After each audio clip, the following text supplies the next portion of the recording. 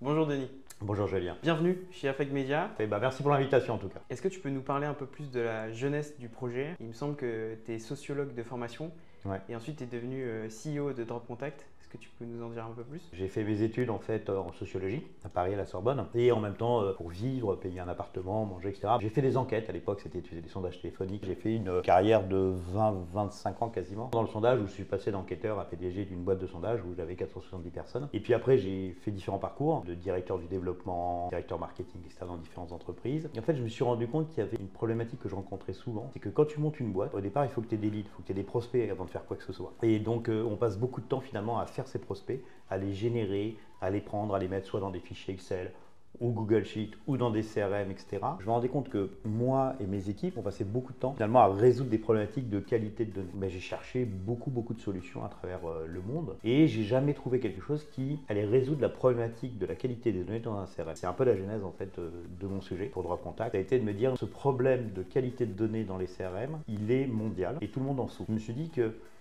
tout le monde a ce problème. Le marché du CRM, il est vraiment extrêmement... c'est des fortunes, hein, c'est en milliards que ça se monte, et que personne n'avait réussi à craquer ça. Je me suis mis un peu un challenge en disant, on va le craquer. Le challenge est assez costaud, parce que quand tu te dis que des boîtes comme Salesforce, HubSpot, etc., c'est pas leur vrai cœur de métier de s'occuper de la data. Mais néanmoins, tu pourrais imaginer qu'ils fassent quelque chose de vraiment performant, et en fait, ils l'ont jamais fait. Donc, c'est ce que fait Drop Contact. Ok, d'accord. Vous allez nettoyer tout ce qui est à l'intérieur du CRM, alors que les logiciels CRM, eux, le font même pas. Eux gèrent la donnée au sens, quand tu vas chercher une fiche sur un contact, tu vas remplir ton compte rendu, tu vas mettre ta propale, ton devis, ton pipe commercial pour que le head of sales ou la direction générale voit à peu près ce qu'il devrait signer en termes de chiffre d'affaires et s'organiser par rapport à ça, donc en termes d'objectifs. Le marketing va l'utiliser pour faire des campagnes, des segmentations, etc. Le sujet, c'est qu'on injecte des données dans le CRM, mais en fait, elles ne sont pas normalisées, elles ne sont pas enrichies, il manque beaucoup d'informations. Et puis surtout, le point qui est important, la donnée, par définition, elle est vivante. Donc les entreprises évoluent, donc tu as des entreprises qui disparaissent, tu as des entreprises qui fusionnent, et puis tu as des gens qui changent d'entreprise. Donc en fait, quand tu as rentré une fiche d'un contact dans ton CRM, tu as investi de l'argent pour acquérir ce prospect ou ce lead, et tu as investi de l'argent pour le nurturer, c'est-à-dire le qualifier, puis lui envoyer des messages, des livres blancs, lui apprendre par rapport à ta solution. Bien sûr. Et que la personne change d'entreprise et que derrière tu ne sais pas, tu perds énormément en fait d'un capital que tu as investi. Quand tu as commencé, Par quoi on a commencé Par quoi en vous fait. avez commencé, Exactement. oui. Aujourd'hui, si tu prends Drop Contact et que quelqu'un voudrait faire à peu près la même chose en interne dans sa boîte, il va falloir qu'il investisse dans à peu près 25 solutions différentes qui vont s'additionner pour essayer de faire ce que fait Drop Contact. Dans le sens où, je vais prendre un exemple, dans un email, tu as une composition du prénom et du nom assez souvent selon les tailles des boîtes. Donc il faut que lorsque quelqu'un rentre le prénom et le nom, tu es bien le prénom et tu es le nom. Tu te rends compte que quand les gens scrapent LinkedIn ou quand les gens remplissent un formulaire avec leur propre nom et prénom, parfois ils mettent le prénom à la place du nom, le nom à la place du prénom. Ce qui fait que derrière, c'est pas bon. Donc déjà, il faut reconnaître qu'est-ce qui est le prénom de qu'est-ce qui est le nom. Une fois que tu as fait ça, tu as un certain nombre de problématiques qui arrivent sur le prénom, donc tu vas traiter le prénom. Mais j'ai des prénoms, masculins ou féminins, j'ai des hommes ou des femmes, et donc si j'arrive à dire que c'est monsieur ou madame, ça va permettre à nos utilisateurs de pouvoir accorder leur message. Tu commences tes briques comme ça. Et après, une des grosses briques sur lesquelles on est arrivé, qui est la problématique de l'email pro validé. Et là, c'est compliqué parce que tu as deux aspects. Tu as l'aspect de trouver l'email pro et l'aspect de vérifier l'email pro. Donc aujourd'hui, sur le marché mondial de l'enrichissement, tu as 99% des boîtes pour faire de l'enrichissement d'email pro, c'est des bases de données. Et moi, je ne suis jamais rentré sur ce créneau de la base de données parce que je n'ai jamais cru à la base de données pour des données personnelles. Tu ne peux pas stocker des données personnelles de gens pour les revendre sans l'accord des gens. Ton deuxième problème, c'est le même que tes clients, c'est-à-dire que tu as une obsolescence de la data. Une entreprise d'enrichissement et que tu as une base de 450 millions, il faut que tu mettes à jour 450 millions de profils, ce qui est très compliqué en fait. Mon fonctionnement est beaucoup plus mathématique. Et donc on est allé sur le fait de réussir à concevoir les emails de manière mathématique en algorithmie. Donc ça, c'était le premier sujet, de faire cet algorithme dessus, qui est la première génération de Drop Contact.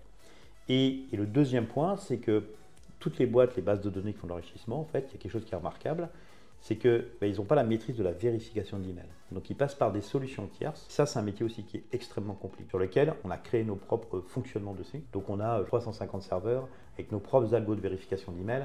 Il y a une architecture technologique qui est assez complexe en fait là-dessus. C'est la deuxième brique de cet aspect-là. Il y a trois manières en fait d'utiliser Drop Contact. Je prends un fichier type Excel, je dépose le fichier et Drop Contact va reconnaître automatiquement les colonnes, les entêtes et du coup on va faire l'enrichissement. Ça, c'est le premier cas. Le deuxième cas, c'est l'API. Donc on a une API où tu vas envoyer quelques informations, prénom, nom et nom de la boîte par exemple, et Drop Contact va t'envoyer tout le résultat de toutes les informations.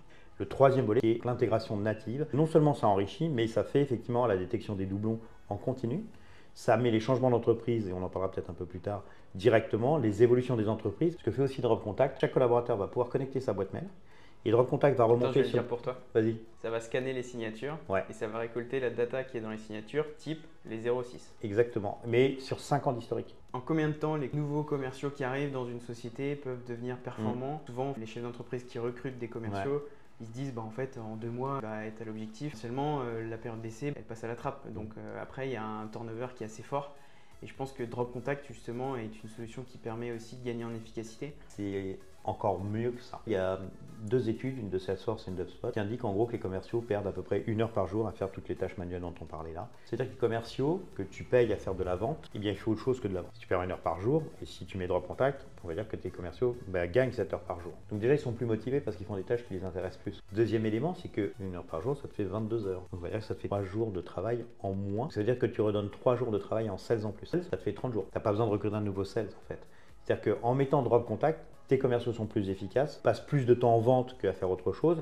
Et du coup, tu as une force de sales qui est plus puissante et donc tu as moins besoin de recruter. Du coup, les prospects qui viennent à toi, c'est plutôt des head of sales ou alors les commerciaux directement? On a à peu près tout, ça dépend des profils des boîtes. On va avoir des RevOps, on va avoir des head of sales, des CEO, on a des sales. Ce qui est important, tu vois, sur des solutions SaaS, très forte conviction sur le produit. Tu as plusieurs manières d'attaquer un marché. Soit tu vas l'attaquer sur la marque, le marketing, tu fais beaucoup d'AS, des choses comme ceci. Soit tu vas le faire avec des sales. Soit tu as quelqu'un qui a identifié un problème dans sa boîte, qui cherche une solution sur Internet, qui tombe sur un article de DropContact ou sur une vidéo ou sur quelqu'un qui en parle et qui se dit tiens, DropContact pourrait être la solution au problème que je rencontre.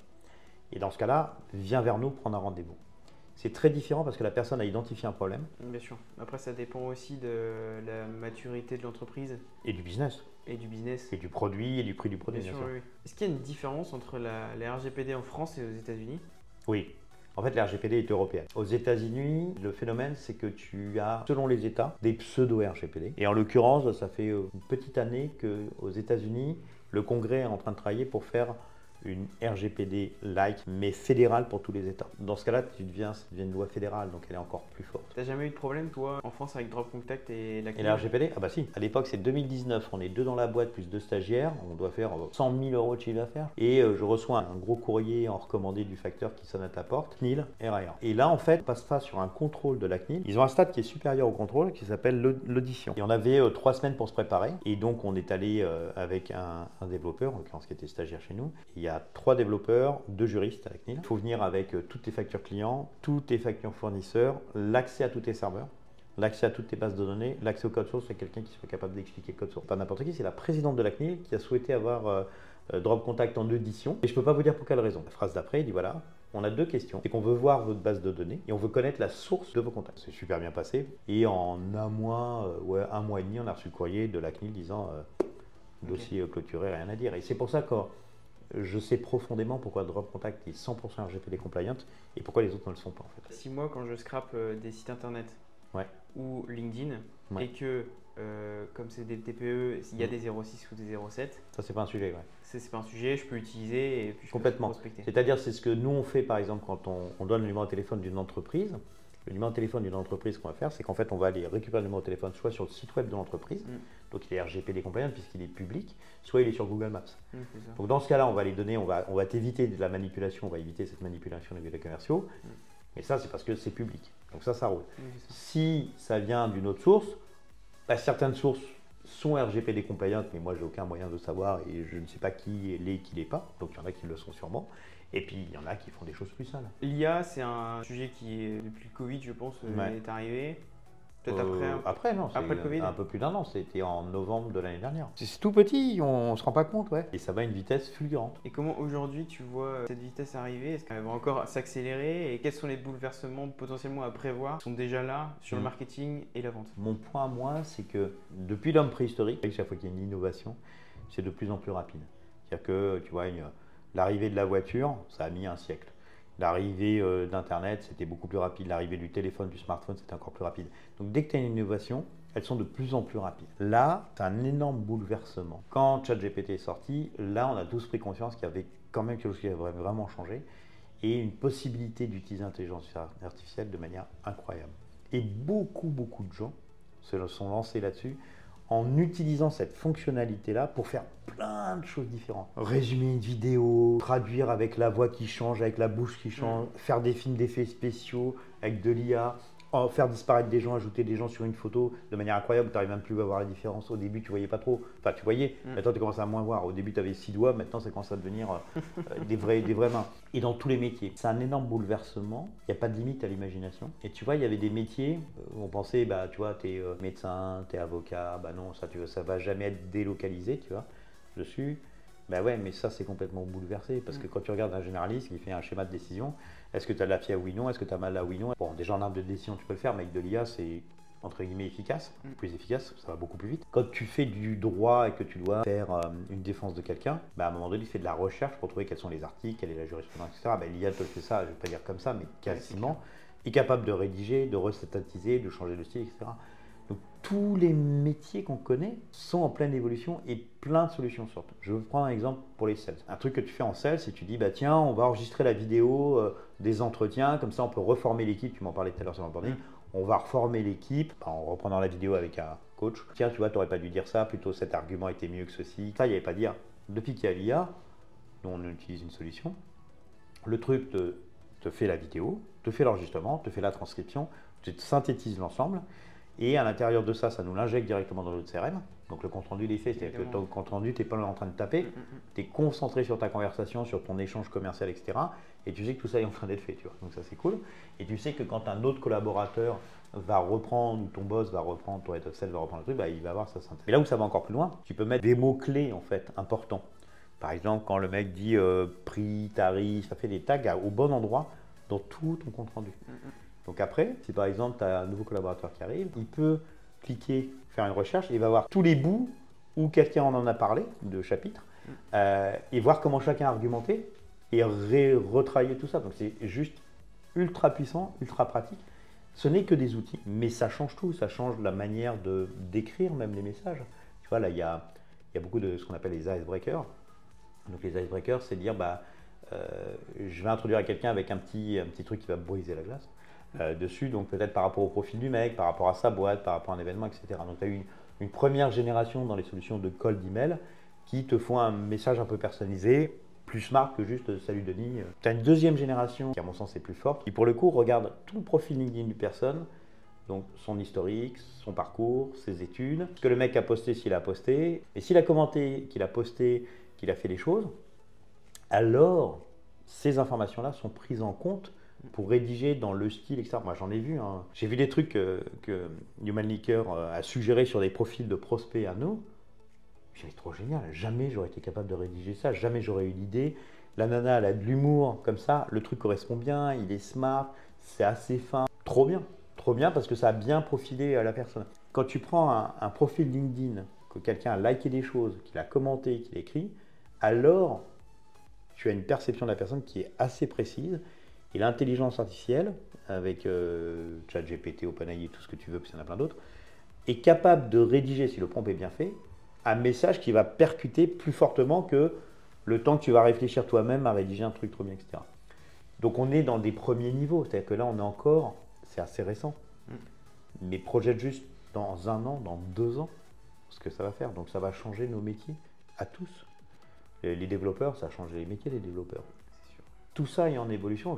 Moi, j'ai aucune vision de ce qui va se passer. Je n'en sais absolument rien. Je sais juste que c'est un changement, que moi, ça m'intéresse, que je suis passionné de tout ce qui est changement. Tu vas surfer sur la vague.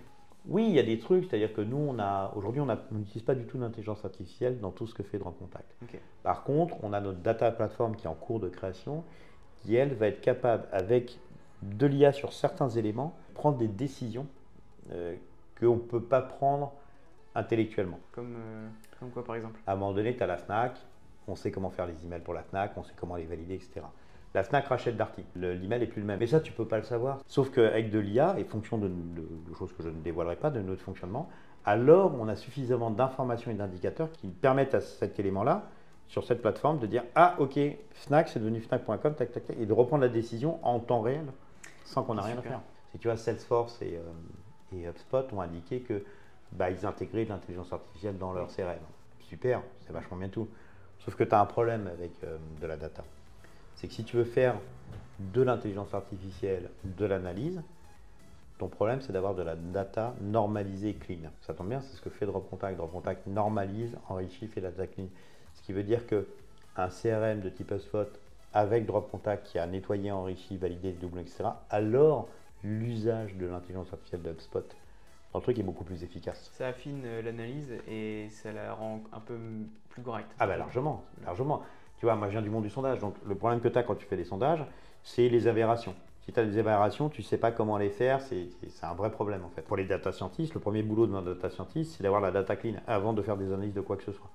Donc toute cette notion-là, qui est le cœur de notre métier, va aussi être un socle pour certains usages d'intelligence artificielle dans les CRM. Eh ben, merci Denis. Peut-être un dernier mot. Quelle est la promesse que DropContact peut faire? En juillet donc 2023, j'ai indiqué à l'équipe que le point qui était toujours le plus important pour moi, c'est le produit et la qualité du produit. Et donc le challenge qu'on s'est donné, ou plutôt que j'ai donné, on va dire comme ça, c'est devenir la boîte la plus performante sur l'enrichissement d'email au niveau mondial. Donc le challenge, c'est pas juste d'être bon, c'est d'être supérieur à toutes les boîtes du monde entier. Alors quand je dis ça, il y a des boîtes, je pense à une boîte en particulier, c'est 1000 salariés, c'est 270 millions de levées de fonds, et donc c'est ça qu'on a en face. Ou c'est des solutions qu'on appelle des cascades, c'est-à-dire que tu as une boîte qui va dire je vais prendre une solution d'enrichissement, puis si je n'ai pas trouvé, je passe par une deuxième solution pour compléter, puis une troisième, puis une quatrième.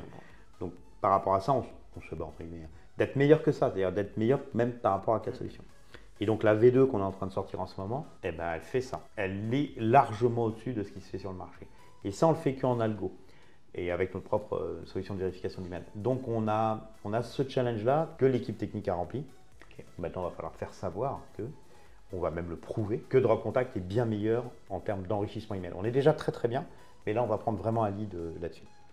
Ça c'est un premier point. L'autre élément c'est dans les CRM. Donc dans les CRM aujourd'hui, on a aujourd'hui la donnée des entreprises françaises à J+1. Donc dès qu'une entreprise publie ses résultats ou bien un problème juridique, etc., donc la data est mise à jour dans le CRM automatique. Ça c'est le premier niveau. Mais dans l'année, on va rajouter les données des entreprises étrangères, donc les entreprises américaines et le reste de l'Europe. Parce que cette valeur-là, elle est dans le CRM. Toute la valeur qui est mal exploitée dans le CRM, c'est là où on va apporter beaucoup de valeur aux clients et faire gagner du temps aux commerciaux et en termes d'efficacité dessus. Le changement d'entreprise, j'en parlais tout à l'heure, on va dire que c'est une des fonctions qu'on a, que tu as un prospect ou même un client qui est Pierre de Bouygues. Tu échanges avec lui, le mec te connaît bien, machin et tout. Puis Pierre de Bouygues, il change de boîte. Donc déjà, DropContact, au fil de l'eau, sans t'as rien à faire, nettoie les emails invalides au fil de l'eau de ton CRM. En même temps, tout d'un coup, DropContact va t'envoyer un email, te dire « Ah bah Pierre de Bouygues n'est plus chez Bouygues, mais chez SFR ». Deuxième élément, c'est que DropContact a créé la fiche de SFR si elle n'existait pas dans ton CRM, enrichi. A créé la fiche de Pierre de SFR, enrichi. Et tu as un indicateur qui t'indique que c'est cette nouvelle fiche-là qui est à jour et que l'autre qu'on a laissée, c'est l'ancienne fiche. Et toi, tu peux, sur HubSpot, faire une séquence en disant chaque fois que j'ai ce trigger sur cette nouvelle fiche, alors j'envoie un email en call d'email au nom du owner de la fiche. Ça, c'est quelque chose qui a énormément de valeur parce qu'en gros, aujourd'hui, si tu prends un CRM de 100 000 contacts, il y a à peu près 10% de nouveaux leads. Ce n'est pas vraiment des nouveaux leads en l'occurrence. On va te créer 10% de cheval de Troie, de gens que tu connais, dans lesquels tu as investi, etc., de nouveaux leads. Donc ton commercial, du coup, qui parlait à Pierre de Bouygues, du coup, il va parler dans une relation cool avec Pierre de SFR, qui vient d'arriver, qui en général, quand les gens changent de boîte, c'est à peu près les mêmes secteurs, c'est normalement plus de responsabilités, et puis normalement, dans les premiers mois, il commence à apporter de la nouveauté dessus. Donc c'est un très bon moment, dont on rêve tous en tant que sales, mais c'est extrêmement laborieux à faire à la main, tu vois. C'est sûr, c'est un levier d'affaires qui est hyper puissant et du coup, pas utilisé. Ce qu'il faut vraiment voir, et moi c'est mon sujet, vraiment, je pense que c'est dans mon ADN depuis le début sur DropContact, c'est qu'en fait, toutes les entreprises, on dépense beaucoup d'argent en acquisition de leads. Quand tu regardes réellement ce que tu exploites dans ton CRM, tu te rends compte que tu utilises 10% des fiches, 20% des fiches, et tu as une matière ultra importante qui t'a coûté cher, sur laquelle il y a mis beaucoup d'heures de travail, et qui est totalement sous-exploitée dans le temps, et qui est d'une richesse incroyable. Et donc si tu déplaces une petite partie de ton budget d'acquisition en une partie de ton budget meilleur traitement de la donnée déjà présente, une réexploitation fine, tu as un accélérateur incroyable de chiffre d'affaires et un ROI qui n'a rien à voir. Merci Denis. Merci à toi Julien.